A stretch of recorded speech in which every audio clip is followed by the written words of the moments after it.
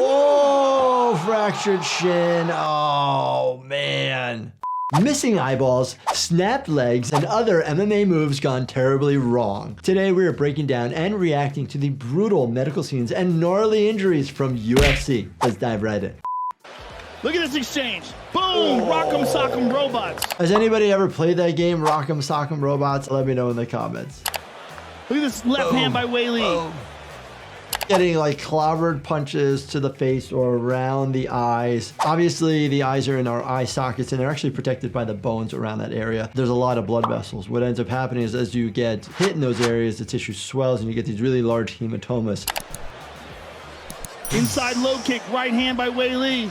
If you do have a big hematoma, ice to the area is probably helpful right away, and also a compressive dressing. That way it doesn't just continue to expand underneath the tissue, put pressure on it.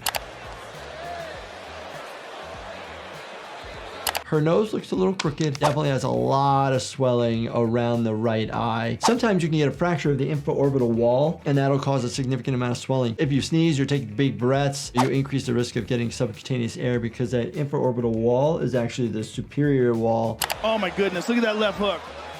Look at this spinning back fist. The spinning round hit with the outer aspect of that right hand may be the fifth metacarpal, which is actually the smaller bone that actually fractures a lot. When somebody punches another individual and they hit with that area, you get what's called a boxer's fracture. Boom!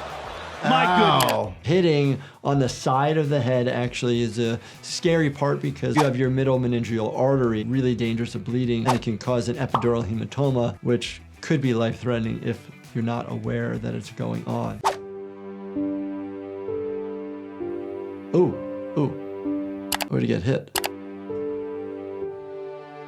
Oh, that left lower extremity. Oy vey.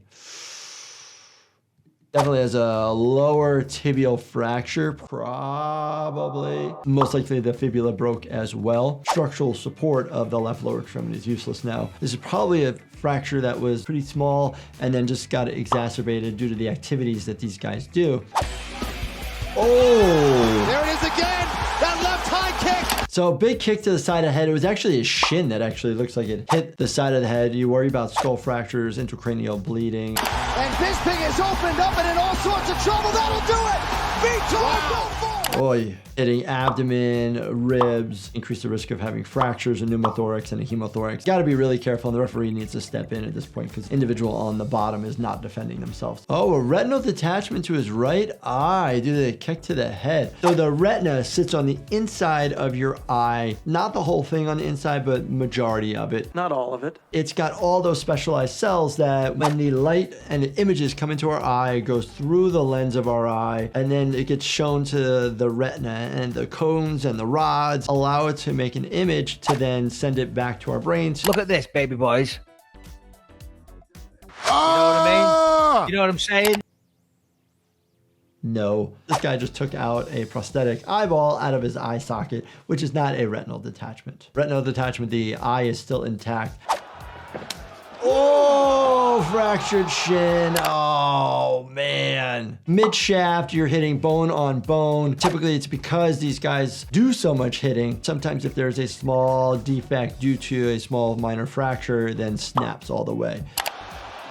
Is that Chris Weidman? Yes, it is. Potentially needing a medullary rod versus pins and plates in there. Resetting it, making sure appropriate alignment. You really wanted to get realigned, and you worry about the vascular aspect of it where you don't want the pieces of the bone actually cutting into the vessels. Come on, take a look at it here. Look at this. I'm not gonna look, Joe, just tell me. Oy. For us to check that, obviously we're checking pulses, reassessing to make sure the perfusion of that leg is good, meaning is it pale, is it cold? Oh gosh, oh gosh. Oh god, this is like, oh. I saw a little extra give and snap, and so, most likely elbow.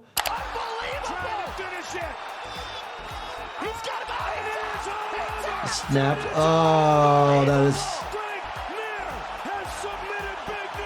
or could be mid-shaft humerus. The forearm looks like it's intact, but the way that the arm was being spun and rotated, I've seen people who snap their humerus, especially when they're doing like arm wrestling. You can actually have a spiral fracture of the humerus. To her left. Good right hand by Eye, and that caused a cut on the ear of Leslie Smith. You can see the cauliflower on Oh yeah. Cauliflower ear basically occurs when you get direct trauma to the ear, and it causes the deformity to the ear itself, typically due to the fact that you're having inflammatory cells go there, you're having blood in there. Watch this punch. Ouch. Look at the blood. Oh, you can see the blood squirting. The question ends up being, was the cauliflower ear already there and the laceration open up the wound to allow the blood to squirt out? Or was there a new laceration that occurred? There are branches of your external carotid artery that come up right in front of your ear. So that could be something that we would be concerned about. Big strikes now from Brooks. Oh, we got a lot of blood coming out. Oh my gosh. Oh, that's a horrific cut. Face bleeds a lot. Stitches to the face are pretty easy, and the face heals really, really well. You can use absorbable stitches versus non-absorbable. That is a bad cut below that eye. A faucet of blood coming out of that bad deep cut under Alessio's left eye. Sometimes when it's so split open like that, you can do a few underneath absorbable stitches. That way it brings the tissue close and decreases the tension from the surface. So that is quite helpful. Oh yeah, look at that. Obviously, took a lot of trauma to the face because the nose is really swollen as well. This will swell up. You worry about any fractures around the area. You want to check the eye too. We'd probably do an eye exam. If there was that much trauma to somebody's face, depending on how the patient and the individual feels, do you do a CT scan of the head, neck, and face to make sure that there's no other trauma? Blood in itself stains pretty badly. The mats that they use, I wonder if there's a covering to it that they need to then throw out.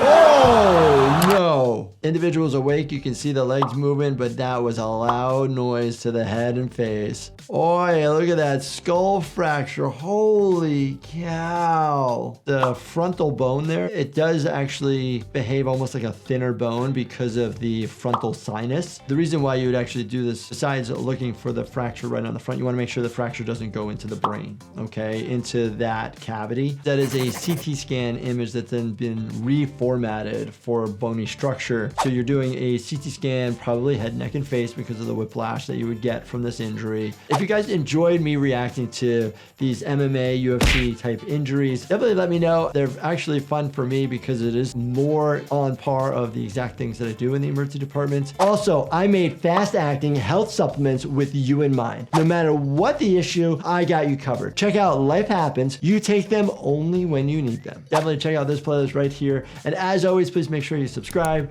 turn your bell notifications on, and hit that like button for me. Thank you so much for watching, and stay healthy, my friends.